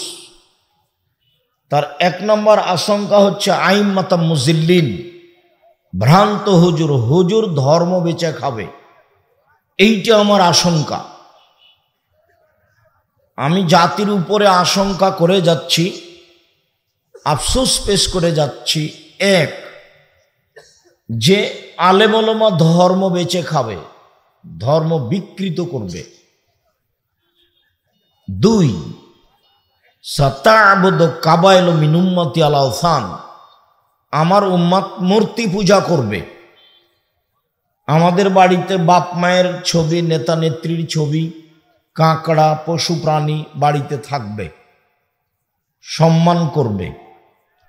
আমার উম্মত মূর্তি পূজা করবে, তাহলে এটা আশঙ্কা করে গেলেন তিনি। তিন, সাতালতাহিকু কাবাইল মিন উম্মতি বিল মুশরিকিন, আমার উম্মত হিন্দুদের সাথে মিশে যাবে। গান বাজনা তো আগে হিন্দুদের বাড়িতে হতো, বিবাহ শাদী লাগলে গান বাজনা কোথায় হতো? হিন্দুদের বাড়িতে হতো। তো এখন তো নির্দ্বিধায় গান বাজনা মুসলমানের বাড়িতে হচ্ছে। আল্লাহর নবী এই তিনটা আশঙ্কা করে গেছেন। এক, আলেম ওলামা হবে ভ্রান্ত। দুই, আমার উম্মত মূর্তি পূজা করবে। তিন, আমার উম্মত হিন্দুদের সাথে মিশে যাবে। এগুলো তিনি দুঃখ করে বলেছেন। তিনি আরো আফসোস করে কয়েকটা কথা বলেছেন। তার একটা হলো এই যে বানি ইসরায়েল ৭২ ভাগে বিভক্ত হয়েছে আর আমার উম্মত ৭৩ ভাগে বিভক্ত হবে। সবাই জাহান্নামে যাবে, তবে একটি। তো সাহাবীগণ বললেন সেটা কোনটা? তখন আর তিনি দলের নাম বললেন না। তখন তিনি বললেন, আমি আর আমার সাহাবীরা যে নীতির উপরে আছে তারা হলো জান্নাতি, তারা পরিত্রাণ পাবে। দল সংগঠন এইটা একটা মতবাদ। ও ওকে মানে ওর কথা বলে, এ একে মানে এর কথা বলে, ও তাকে মানে তার কথা বলে। একমাত্র যখন কোরআন এবং সহিহ হাদিসের কথা হবে, কোনো দল বা কোনো নেতা মাথায় থাকবে না, তখন সেটা হবে খালেস দাওয়াত এবং একনিষ্ঠভাবে আল্লাহ এবং তার রাসূলকে মেনে নেওয়া। এরপরে যেটা তিনি আফসোস করে বললেন, মনে রেখো আমার উম্মত ইহুদি খ্রিস্টানদের সাথে মিশে যাবে। এই কথাটা বলতে গিয়ে তিনি বলছেন যে ওরা ৭২ ভাগে বিভক্ত হবে, আমারটা ৭৩ ভাগে বিভক্ত হবে, সবাই জাহান্নামে যাবে, ওরাই শুধু জান্নাতে যাবে যারা আমার এবং আমার সাহাবীগণের নীতিতে থাকবে। শেষেরটাকে তিনি দল আর বললেন না, বললেন যে আমি আর আমার সাহাবী, এই কথা বললেন। তিনি আফসোস করে বললেন, পৃথিবীর মানুষ শুনে রেখো, আমার উম্মত ইহুদি খ্রিস্টানের সাথে মিশে যাবে। ডান হাতের বিঘত যেমন বাম হাতের সমান সমান সমান। আমার উম্মত ইহুদিদের সাথে চাল চলনে, কথাবার্তাতে, পোশাক আশাকে, খাতা কলমে, শিক্ষা প্রতিষ্ঠানে, গাড়ি ঘোড়াতে, ব্যবসা বাণিজ্যে, কাজকর্মে, চাকরি বাকরিতে, চলাফেরায়, কাপড় চুপড়ে, পোশাক আদিতে মিশে যাবে ইহুদি খ্রিস্টানের সাথে। এইভাবে ডান হাতের বিঘত যেমন বাম হাতের সমান সমান সমান মিশে যাবে। কথাটা আবার বললেন, আল হাজু বিন্নাল বিন্নাল, ডান পায়ের জুতা যেমন বাম পায়ের সমান। আমার উম্মত ইহুদি খ্রিস্টানের সাথে মিশে যাবে, ডান পায়ের জুতা যেমন বাম পায়ের সমান সমান সমান মিশে যাবে। মানে ওদের মতো চাল চলন, ওদের মতো চলাফেরা, ওদের মতো খাওয়া, ওদের মতো বসা, ওদের মতো মাথার চুল ছোট করা, ওদের মতো পোশাক পরা, সব তাদের মতো হয়ে যাবে। এবার তিনি ভাষাগত নিচে নামতে লাগলেন। নিচে নামতে নামতে নামতে বলছেন, পৃথিবীর মানুষ শুনে রেখো, ইহুদি খ্রিস্টান যদি মায়ের সাথে জেনা করে থাকে, আমার উম্মত তো মায়ের সাথে জেনা করবে। নীতিতে তারা তাদের সাথে এমনি ভাবে মিশে যাবে। ঠিকই বাপের মাথায় টুপি আছে, বাপ তাহাজ্জুদ পড়ে, প্রতি রমজানে উমরা করতে যায়, মেয়েও সাথে আছে, ঢাকায় যাচ্ছে, তো মেয়ে স্কিন পায়জামা পরে আছে, অঙ্গ প্রত্যঙ্গ দেখা যায়, লজ্জা স্থানে বোঝা যায়, ওটা বাপ আর এটা মেয়ে। মেয়েরা স্কিন পায়জামা পরে চলছে, শার্ট প্যান্ট পরে চলছে, চোখের ভুরু তুলে চিকন করছে, নখে নেইল পালিশ দিচ্ছে, নখ বড় করছে। ইহুদি খ্রিস্টানদের পতিতালয়ের মেয়েদের বৈশিষ্ট্য হচ্ছে নখ বড় করা, নখে নেইল পালিশ দেওয়া। ইহুদি খ্রিস্টানদের পতিতালয়ের মেয়েদের বৈশিষ্ট্য হচ্ছে নখ বড় রাখা, নখে নেইল পালিশ দেওয়া। হিন্দু মেয়েদের বৈশিষ্ট্য হলো কপালে টিপ দেওয়া। হিন্দু মেয়েদেরকে বিবাহ করার 10টি পদ্ধতি আছে, তার একটি পদ্ধতি হলো রাক্ষসী বিবাহ। মেয়ের বাপ বিবাহ দিবে না, ছেলে জোর করে বিবাহ করতে চায়, তো কপালে টিপ দিলেই বিবাহ হয়ে যাবে, টিপ দিতে পারলেই। এর নাম রাক্ষসী বিবাহ। টিপ তাদের কাছ থেকে এসেছে। এখানে শত ছেলে আছে, দেখেন মাথার চতুর্দিক চুল চাঁচা আছে, ওপরে অল্প চুল আছে। এটা ইহুদি খ্রিস্টানদের নীতি। গেঞ্জি গায়ে দিয়ে আছে আপনার ছেলে, পিছনে গেঞ্জির পিছনে 23 বা 10 লেখা আছে, দেখতে দেখতে নামাজ শেষ।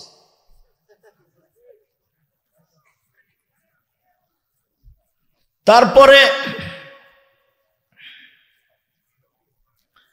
কাপড় চুপড় পোশাক আদি ছেলে মেয়ের কার্টন ছাড়া নেই, প্রায় সবটাতে কার্টন। তারপর যায় নামাজ, কাবা ঘর ছাপা আছে, না হলে করা আছে, নকশা করা আছে। আমাদের বাড়িতেও যায় নামাজ আছে, এক কালার আছে। আমরা চেষ্টা করি আপনি যেভাবে চলছেন সেভাবে না চলা। আমাদের বাড়িতে আমরা স্বাভাবিকভাবেই সিয়াম বলি, সালাত বলি, নামাজ বলি না, রোজা বলি না। আর আপনাকেও অনুরোধ করছি, হুজুরের ধমক না শুনে আল্লাহর নবীর দেওয়া নামটা বলেন। আপনি বলবেন আমরা আজ থেকে সিয়াম থাকব, তো আপনার কোনো ছেলে যদি বলে রোজা, তো কোনো মেয়ে বলবে না ভাইয়া, না ভাইয়া, এর নাম রোজা নয়, একে রোজা বলা হবে না, সিয়াম বলো না ভাইয়া, সিয়াম বলো, এ তো আল্লাহর নবীর দেওয়া নাম, আল্লাহর দেওয়া নাম। এইটা ভালো লাগে না, রোজাই ভালো লাগে। আমার উম্মত পোশাকে, চলাতে, ফিরাতে, কথাতে, বার্তাতে একেবারে তাদের সাথে মিশে যাবে। আপনার বাড়িতে একটা আয়না আছে, সেটা হলো কাতল মাছ। আপনার বাড়িতে একটা তরকারি রাখা বাটি আছে, সেটা হলো রুই মাছ। আপনার বাড়িতে বাচ্চার পেশাব পায়খানার পট আছে, সেটা হলো ঘোড়া। কোন জায়গায় আপনি চাচ্ছেন যে আমি ইহুদি খ্রিস্টানের সাথে মিশে যাইনি? আপনি আপনার ছেলে মেয়ে নির্দ্বিধায় বাম হাতে পানি খাচ্ছেন। আপনি আপনার ছেলে মেয়ে সবাই মিলে সাক্ষাতে বলছেন গুড মর্নিং, আরো কিছু বলছেন, সালাম। তা আমি আপনাকে বললাম যে আসসালামু আলাইকুম, আমি আপনাকে বললাম 1 গ্লাস পানি দিলেন, তখন আমি বললাম যে জাযাকাল্লাহ খায়ের। আর আপনাকে যখন 1 গ্লাস পানি দিল কেউ, তখন বললেন থ্যাংক ইউ। তো 2 টাকা আপনি সমান করেন তো দেখি। থ্যাংক ইউ শব্দটার যদি 0 সমান দাম থাকে, 0-র আবার দাম আছে। বাম দিকে বসালে দাম নেই, কিন্তু ডান দিকে বসালে দাম আছে। 0-রই অনেক দাম। কিয়ামত পর্যন্ত সময় থাকলে আপনার থ্যাংক ইউর একটা সুবিধা বের করেন, 0 সমান সুবিধা বের করবেন কিয়ামত পর্যন্ত সময়ে। আর জাযাকাল্লাহ খায়ের মানে তুমি যে আমাকে এক গ্লাস পানি দিলে, এর প্রতিদান তোমাকে আল্লাহ দেবে। আল্লাহ দেখ, আল্লাহ একে তার প্রতিদান দাও। তো আমি তো বলে দিলাম জাযাকাল্লাহ খায়ের। তো আপনি এখন লন্ডনে বিপদে পড়েছেন, আমেরিকায়। তো আমি যে বলেছি জাযাকাল্লাহ খায়ের, আল্লাহ একটা প্রতিদান দিতে বলেছি এক গ্লাস পানির, তো এখন বিপদে আল্লাহ বাঁচাচ্ছেন আপনাকে আমেরিকায় এই কথাটার কারণে। তা আপনি বলেছেন থ্যাংক ইউ। এবার বলেন তো আল্লাহ আপনাকে বাঁচাবে? মানুষ এখন জীবিকা নির্বাহ করছে গরু ছাগলের মতো, পশু প্রাণীর মতো, কুকুর শিলের মতো। মানে বুঝ বিবেচনা কিচ্ছু নেই।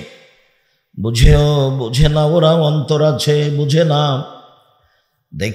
দেখে না ওরা, চক্ষু আছে দেখে না, শোনে না ওরা, কান আছে শোনে না। উলায়েকা কাল আনাম, তারা পশু প্রাণীর মতো, তারা গরু ছাগলের মতো, তারা কুকুর শিলের মতো, বালহুমাজাল, বরং তার চেয়ে খারাপ। ছেলেটা বলছে আমার আব্বা আমার ফুফুকে জমি দেয়নি। তা আমি বললাম যে তোমার বাপকে যদি আমি কুকুর শ্রীগালের চেয়ে খারাপ প্রমাণ করতে না পারি, বক্তব্য দেব না। শেষে আমি বললাম যে তোমার আব্বাকে বলে দিও, আব্বা ভাগ্য নিয়ে দুনিয়াতে এসেছি, ভাগ্য ছেড়ে আসেনি। আব্বা ভাগ্যে যদি জমিদারি থাকে জমিদারি করে খাবো, ভাগ্যে যদি ভিক্ষা করা থাকে ভিক্ষা করে খাবো, ফুফুর জমি খেয়ে বাঁচতে রাজি নই। আগামীকাল সন্ধ্যা হতে হতে ফুফুকে ফুফুর জমি বুঝিয়ে দিবেন। আপনি আমার দাদার ছেলে আর আমার ফুফু আমার দাদার মেয়ে। আপনি সকালে জমি নিবেন আর বিকালে আমার ফুফু নিবে, এটা জায়েজ নয়। একসাথে নিবেন, এটাই শরীয়ত। ভাগ যেদিন হবে সেদিন একসাথে ভাগ হবে। কথা বোঝা যায়নি? আমার উম্মত মিশে যাবে ইহুদি খ্রিস্টানদের সাথে। ডান হাতের বিঘত যেমন বাম হাতের সমান। সব জায়গায় দেখবেন ছাত্র শিক্ষক ক্লাসরুমে ঢুকছে, ছাত্র দাঁড়িয়ে সালাম দিচ্ছে। আপনি যে দিকে নিয়ে যাবেন, খাওয়া পান করা চলাফেরা সব, গাড়িটা ডান দিকে না যেয়ে বাম দিকে যাচ্ছে। আমার উম্মত ইহুদি খ্রিস্টানের সাথে মিশে যাবে। ডান হাতের বিঘত যেমন বাম হাতের সমান, ডান পায়ের জুতা যেমন বাম পায়ের সমান, একবারে সমান সমান মিশে যাবে। চাল চলনে, কৃষ্টি কালচারে, আচার আচরণে, সুদ ঘুষে। লন্ডন আমেরিকাতে এমন কোনো মানুষ নেই যে সুদ ছাড়া বাঁচতে পারে। আবার কনটাকে বিবাহ করে সরকারি থেকে টাকা নেওয়ার জন্য। পরিবার দেখালে এত টাকা পাওয়া যাবে, পরিবার না দেখালে এত টাকা সরকার দিবে। কোনো কাজ চলে না, সব মিথ্যে দিয়ে। আব্দুল্লাহর বক্তব্য শুনে দেখেন, যাদের ভিতরে মিথ্যে আছে, যাদের ভিতরে ন্যায়পরতা নেই, তারা সরকারি কোনো পদে থাকতে পারবে না। চেয়ারম্যান নয়, মেম্বার নয়, এমপি নয়, মন্ত্রী নয়, দায়িত্বশীল নয়, জেল সুপার নয়, কোনো জায়গাতে কোনো দায়িত্বশীল যে জীবনে মিথ্যা কথা বলে এবং ন্যায়পরায়ণতা নেই, সে থাকতে পারবে না, সে যেতে পারবে না।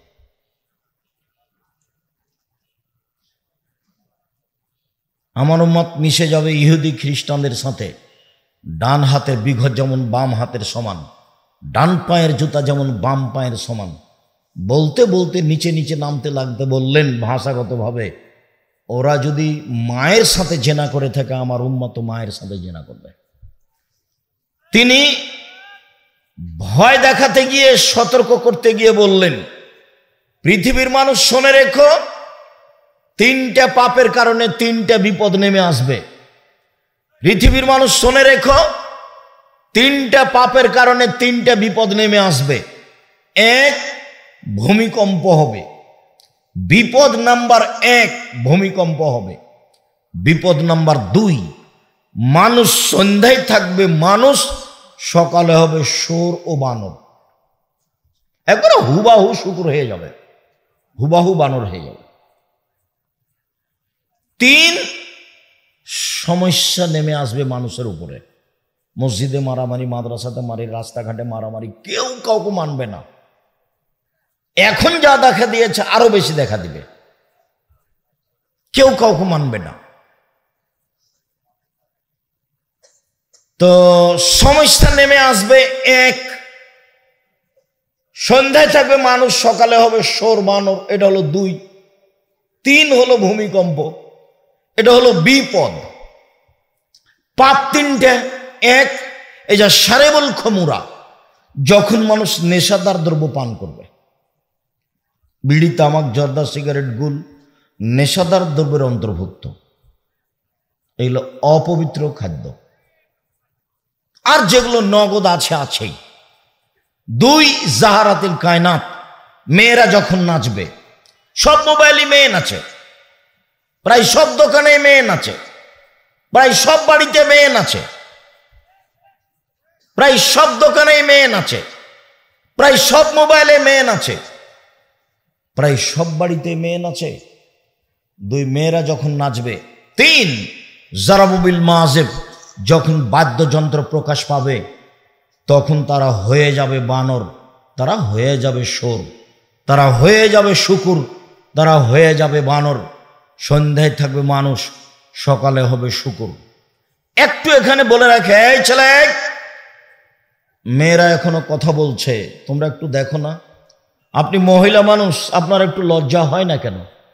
একটু শরম হয় না কেন? দোকানের সামনে দাঁড়িয়ে আছেন কেন? আপনার বাপ নেই?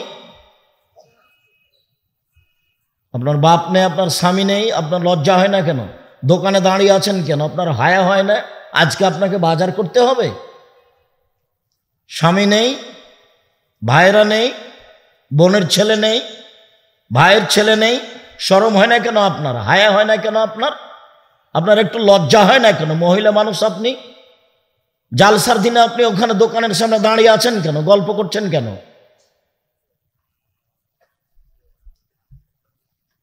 দুঃখিত, আমি আপনার মতো বাপ চাইনি। ওটা আপনার মেয়ে দাঁড়িয়ে আছে, ওখানে গল্প করছে, ওই হিন্দুর মেয়ে নয়। জন্ম দিয়েছেন আপনি, জবাব দিব আমি? কেন জবাব আমি দিব? আপনি দিয়েন, প্রস্তুত থাকেন জবাব দেওয়ার জন্য। ও গল্প করছে দোকানের সামনে, ও কি হিন্দুর মেয়ে নাকি? ও ইহুদির মেয়ে নাকি? ও খ্রিস্টানের মেয়ে কি? কেন গল্প করবে? করবে কেন?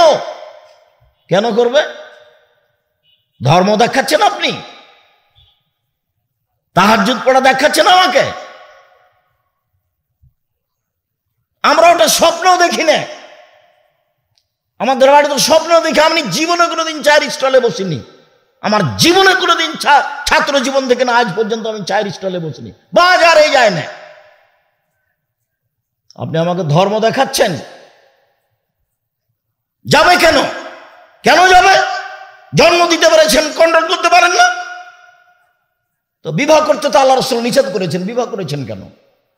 আল্লাহ রসুল বলেছেন ক্ষমতা না থাকলে বিবাহ করিও না। ক্ষমতা মানে শারীরিক ক্ষমতা, ক্ষমতা মানে মেজাজগত ক্ষমতা, ক্ষমতা মানে বাড়িঘর তৈরি। আল্লাহ রসুল বলছেন ক্ষমতা না থাকলে বিবাহ করিও না। রোজা থাকো, রোজা থেকে থেকে থেকে যৌবনকে ধ্বংস করো, বিবাহ করিও না। এটা আল্লাহ রসুলের আদেশ, হাদিস বুখারী মুসলিম। পরিবার কন্ট্রোল করতে হবে, আপনাকে করতে হবে। আপনার পরিবার আমি কেন কন্ট্রোল করতে যাব? জবাব আপনি দিবেন। মানু আল্লাহু আলাদুন ফলিহিসান ইসমাহু, যার ছেলে মেয়ে জন্ম নিবে সে যেন একটা সুন্দর নাম রাখে। এটা আল্লাহ নবী বাপকে বললেন, সুন্দর নাম রাখতে হবে। তো নাম কেন ওরকম রেখেছেন? সারা, হাজেরা, আয়েশা, খাদিজা, ফাতেমা, এগুলো নাম খুঁজে পাননি? ওগুলো কি রত্না ফতনা কি নাম রেখেছেন? শরম হয় না কেন? কি দেখাতে চাচ্ছেন আপনি আমাকে? কয় পয়সা পড়াশোনা করেছেন? ফায়জা বালাগা, ছেলে মেয়ে বড় হয়ে গেলে ফালুজা বেজহু, বাপ যেন বিবাহ দিয়ে দেয়। ফায়জা বালাগা, ছেলে মেয়ে যদি বড় হয়ে যায়, ওলা মিজা বেজহু, যদি বাপ ছেলের মেয়ের বিবাহ না দেয়, ফাইনা সাবা ইসমান ফাইন ইসমাল আলাইহি, ছেলে মেয়ে যদি কোনো পাপ করে সে পাপ তার বাপের হবে। আল্লাহ রাসূলের সিদ্ধান্ত, আপনাকেই সেটা করতে হবে।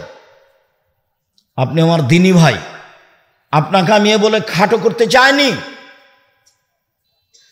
বরং আপনাকে আমি উৎসাহিত করতে চেয়েছি এভাবে যে আল্লাহ রাসূল বলেছেন কারো যদি 3টে মেয়ে হয়, 3টে মেয়েকে লালন পালন করে, তাহলে সেই পিতে সেই মেয়ে তিনটি পিতাকে জান্নাতে নিয়ে যাওয়ার জন্য অন্তরাল হয়ে যাবে এইভাবে। ওইদিকে জাহান্নাম, এইদিকে পিতা, মধ্যে মেয়েরা। মেয়েরা একবারে বেঁকে বসবে, বলবে আমার আব্বাকে আগে জান্নাতে দিতে হবে, তারপরে কোনো কথা। তিনটে মেয়ে যদি কেউ লালন পালন করে, লালন পালন কি জিনিস আমি বলছি, তিনটে মেয়ে যদি কোনো পিতা লালন পালন করে, তাহলে বিচারের মাঠে মেয়েরা পিতাকে জাহান্নাম থেকে বাঁচানোর জন্য এই অন্তরাল। ওদিকে জাহান্নাম, এদিকে পিতা, মেয়েরা মধ্যে। আমার আব্বাকে আগে জান্নাতে দিতে হবে, তারপরে কোনো কথা। একটা শক্তভাবে বেঁকে বসবে মেয়েরা। দেখুন লালন পালন কি, ওটা আল্লাহ নবী নিজে বলছেন। এক, আল্লামাহুন্না, মেয়েকে বিদ্যা শিখিয়ে দিল। দুই, আদাবাহুন্না, মেয়েকে শিষ্টাচার শিখিয়ে দিল। তা আপনি বলেন, ওই যে চিল্লেছে দোকানে দাঁড়িয়ে আছে, জিনিস কিনছে, এটা শিষ্টাচার? আপনি বলেন শিষ্টাচার? আপনার যেটুকু বুদ্ধিবিদ্যা আছে সেটুকু দিয়ে বলেন। হ্যাঁ করে হাসতে হাসতে এসে যাওয়ার চলে যাচ্ছে, ও ইন্টার পাস করেছে, ওর বাপ নাই। আপনি বলেন এটা ভালো কিনা? শিষ্টাচার কি জিনিস? শিষ্টাচার কাকে বলে? শিষ্টাচার কি জিনিস? শিষ্টাচার কাকে বলে? ও বাপ মনে করছে শিষ্টাচার হলো ঘোড়ার ডিম। শিষ্টাচার ঘোড়ার ডিম নয়, ভুল হিসাব। পশু প্রাণীর মতো বাপ হয়ে কোনো লাভ নেই। আপনার মতো বাপ মরা ভালো। ওই মেয়ে লালন পালন করবে জামিয়া সালাফিয়া, 519 জন তারা এতিম লালন পালন করে। আপনার মেয়েটা বেশি হলে কোনো সমস্যা নেই ইনশাআল্লাহ। জামিয়া সালাফিয়া 5000-এর বেশি ছেলে মেয়ে আছে। দেশের সবচেয়ে বড় প্রতিষ্ঠান জামিয়া সালাফিয়া, আয়তনে সবচেয়ে বড়। যেটা রূপগঞ্জ, নারায়ণগঞ্জ, ঢাকা আছে, সেটা এখন প্রায় 100 বিঘা জমির উপরে। 100 বিঘা। যেখানে একটা মসজিদ তৈরি হচ্ছে 200 শতক জমির উপরে, 2 একর। যেটা রাজশাহীতে গেছিলেন সেটা হলো 40 বিঘার উপরে।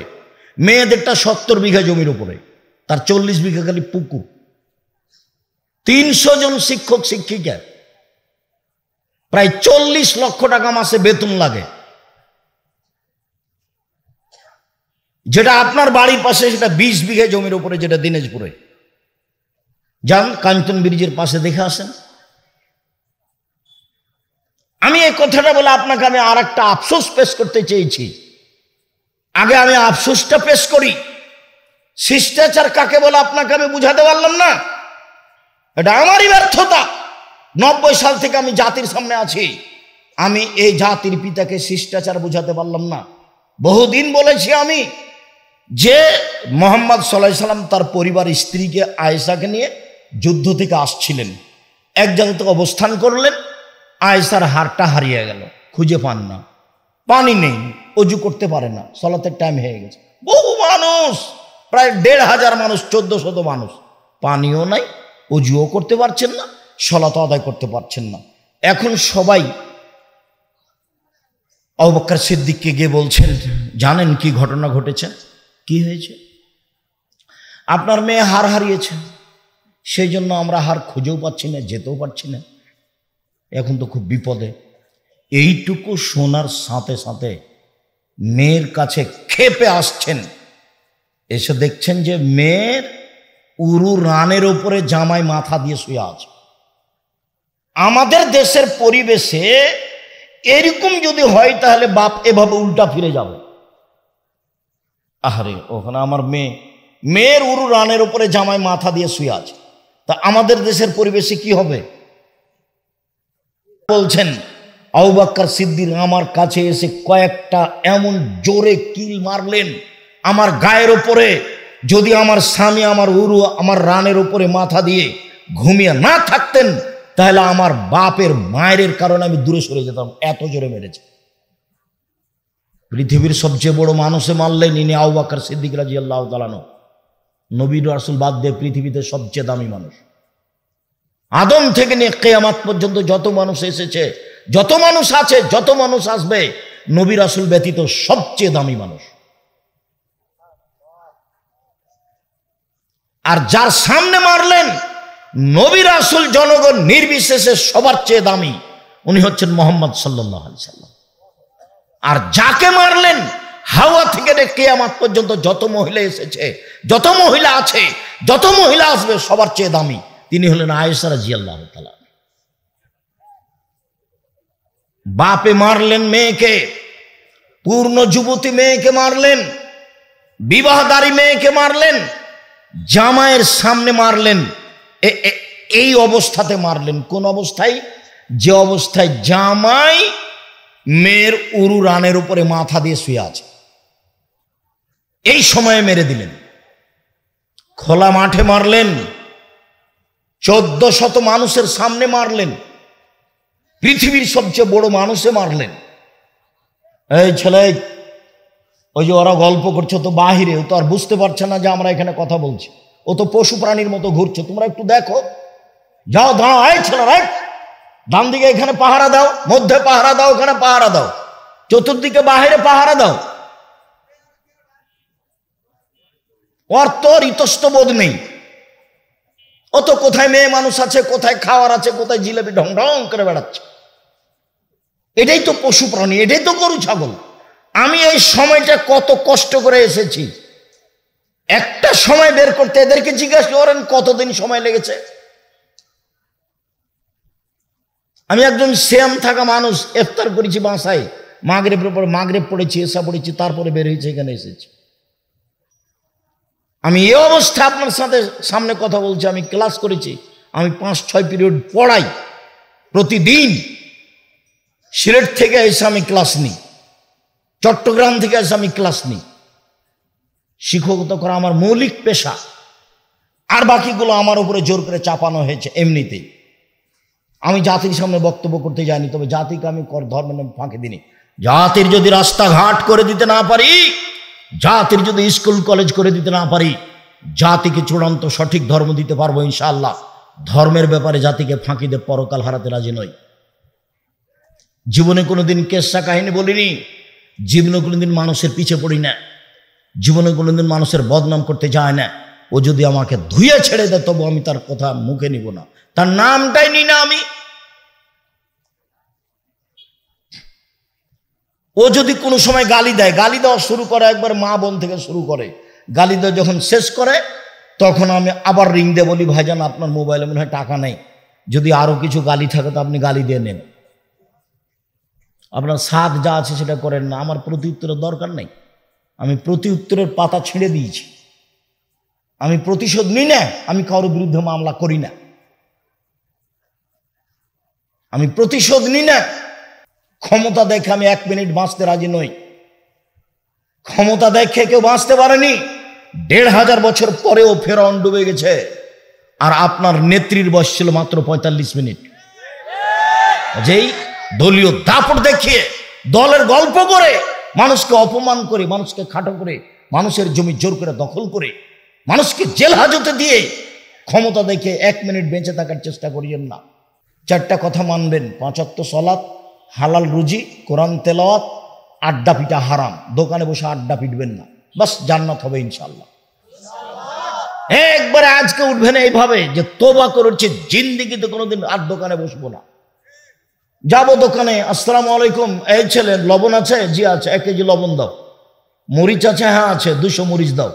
বাস দেওয়া হয়েছে, টাকা দেওয়া হয়েছে, আসসালামু আলাইকুম। এই পর্যন্ত দোকানের সামনে দাঁড়ানোর সময়। ঘন্টা ঘন্টা আপনি দোকানের সামনে বসে আছেন, ল্যাংটা মেয়ে নাচছে, আপনার মাথায় টুপি আছে, তখন আপনি ভালো মানুষ? তখন আপনি মনে করতে পারেন না যে আমি কুকুর শ্রীগাল? মনে করলেই তো হয়। কেন আপনি মনে করবেন যে আমি মানুষ? ওর দোকানে যা উপার্জন হচ্ছে সবই হারাম। ওখানে ল্যাংটা মেয়ে নাচে, আপনি তাকে দেখেন, চক্ষু ঠান্ডা করেন, কলিজা ঠান্ডা করেন, জান্নাতের মেয়ে পড়ে আছে। এই সময়কে দেখে জানটা ঠান্ডা করে, কলিজা ঠান্ডা করে, চক্ষু ঠান্ডা করে জান্নাতের মেয়ে ভোগ করতে পারা যাবে? অত সহজ? পৃথিবীর সবচেয়ে দামি মানুষে মারলেন, পৃথিবীর সবচেয়ে দামি মহিলাকে মারলেন, পৃথিবীর সবচেয়ে দামি মানুষের সামনে মারলেন, জামাইয়ের সামনে মারলেন, দিন দুপুরে মারলেন, খোলা মাঠে মারলেন, 1400 মানুষের সামনে মারলেন। ভুল কোথায়? গলার হারটা হারিয়ে গেছে, খেয়াল করেননি, সেই জন্য মেরে দিলেন। আবু বকর সিদ্দিক মারলেন, আয়েশাকে মারলেন, মোহাম্মদ সাল্লাল্লাহু আলাইহি সাল্লামের সামনে মারলেন, জামাইয়ের সামনে মারলেন, বিবাহদারী মেয়েকে মারলেন, পূর্ণ যুবতী মেয়েকে মারলেন, মেয়ের উরু রানের উপরে জামাই মাথা দিয়ে শুয়ে আছে এই সময়তে মারলেন। আর আপনার মেয়েটা ঢং ঢং করে এসে দোকানের সামনে দাঁড়িয়ে জিনিস নিচ্ছে, আপনি মারতে পারেন না? আপনি বাপ, কে বলেছে আপনি বাপ? আপনার বেঁচে থাকার চেয়ে মরে যাওয়া অনেক গুণে ভালো।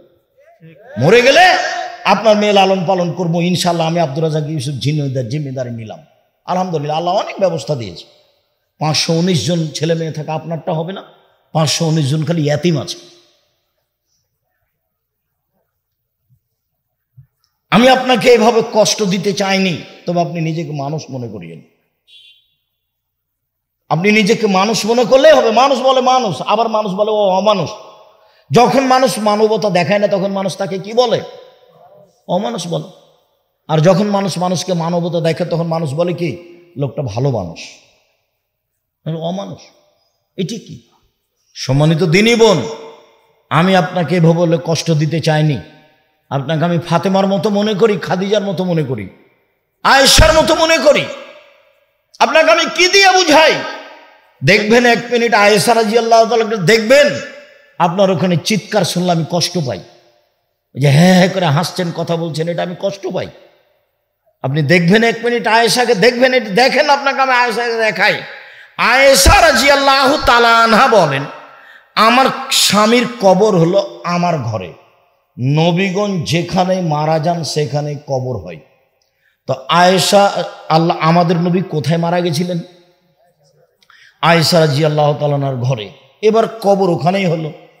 তখন তিনি মাঝে মধ্যে ওই ঘরে যান স্বামীর কবরের পাশে। তখন বলেন আমি এমনিতে যাই, কাপড় চোপড় মাথায় দিতে হবে, সতর্ক হতে, অতটা খেয়াল করি না, এটা আমার স্বামীর কবর। ভালো। কয়দিন পরে আমার স্বামীর কবরের পাশে কবর হলো আবু বকর সিদ্দিকের রাদিয়াল্লাহু তাআলা। তখন আমি এমনিতে যাই, কেন? এটা আমার স্বামীর কবর, এটা আমার বাপের কবর। কয়দিন পরে ওখানে কবর হলো উমারের। তখন আর আমি এমনিতে যাই না, আমি উমারের কবরকে লজ্জা করি।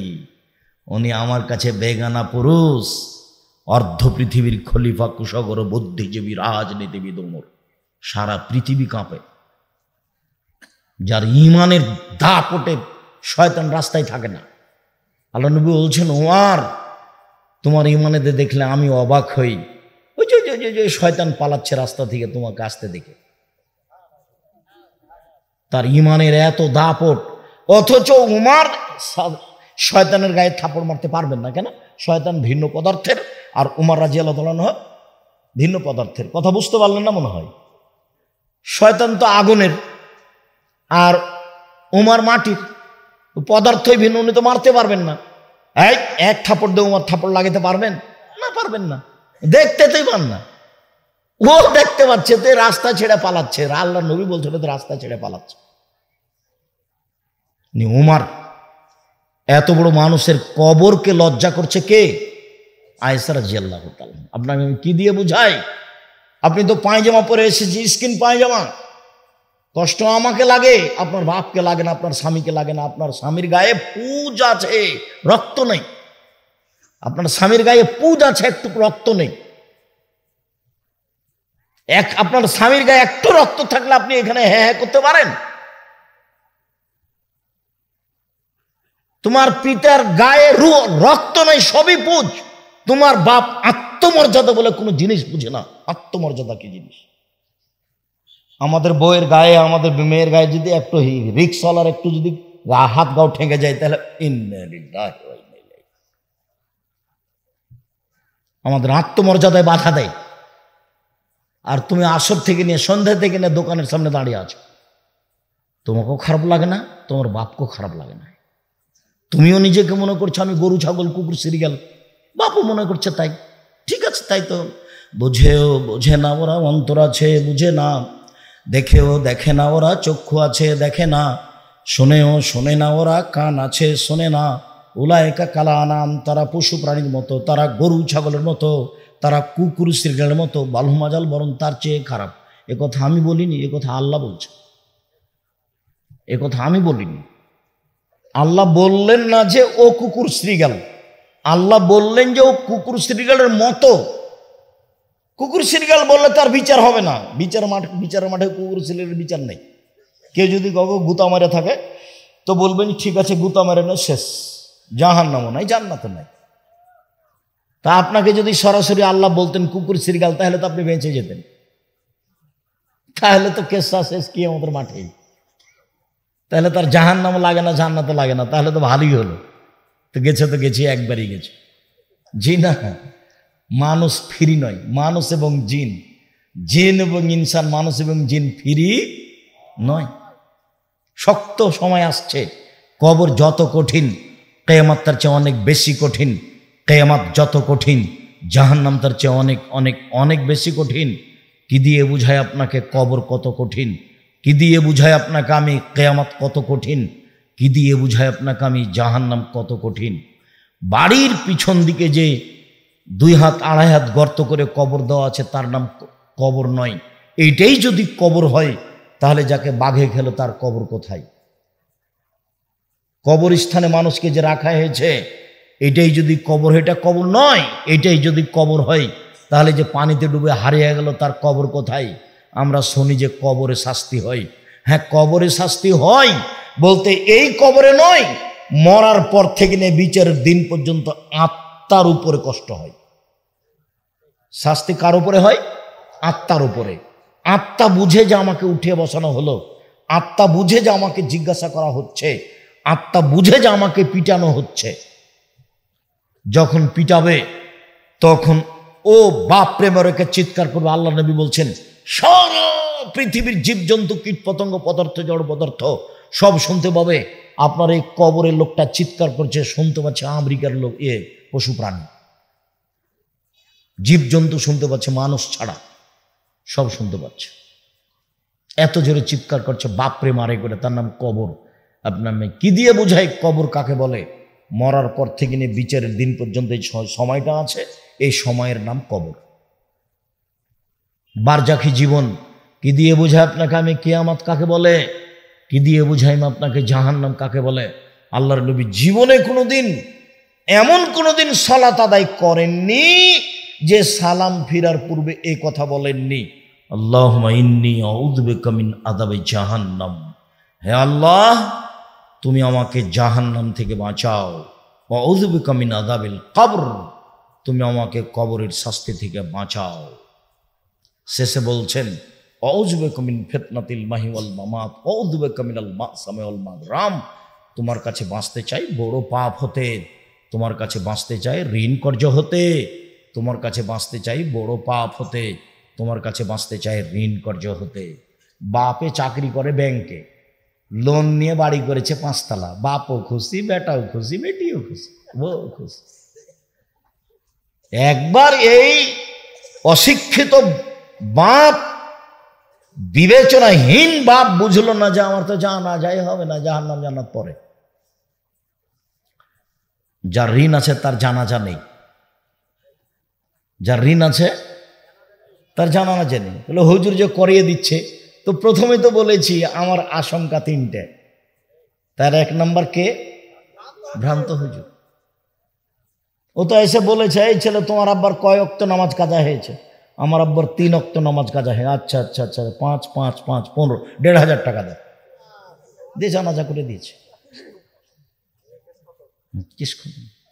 মনে করলো যে হুজুরও খুশি, ছেলেটাও খুশি, মাটি দেওয়া হলে সবাই খুশি। মানুষ মারা গেছে, তার কবরের উপরে ফুল চাপিয়ে বলছে যে তার কবরকে সিক্ত করবো। বলেন তো এটা কি কথা? বলেন তো, কবরে ফুল চাপিয়ে? এরা নাকি শিক্ষিত মানুষ, কেমনে হয়? আমি বলেছি যতবার রবি ঠাকুর বলছে ওমা তোমার আকাশ, ওমা তোমার বাতাস, ততবার রবীন্দ্রনাথ ঠাকুর বলছে ও কালিমা তোমার আকাশ, ও কালিমা তোমার বাতাস। তখন আমি বলেছি তোর বাপের আকাশ। তা আমি রবি ঠাকুরের অপমান করেছি, তাই মামলা হলো 5,000 কোটি টাকার সিলেটে। যখন আমি কাঠগড়ায় উঠলাম তো জজ বলছে আপনি কি পিস টিভির আলোচক? জি, আপনার মামলাটা আমি খারিজ করে দিলাম। একদিন 5,000 কোটি টাকার মামলা, আবার রবি ঠাকুরের বিরুদ্ধে। আমি তো আর এসব ছেলেপেলেকে বুঝাতে পারি না। শুনে রেখো কি বলি তোমাকে, রবীন্দ্রনাথ ঠাকুর বাংলাদেশের মুসলমানের শত্রু।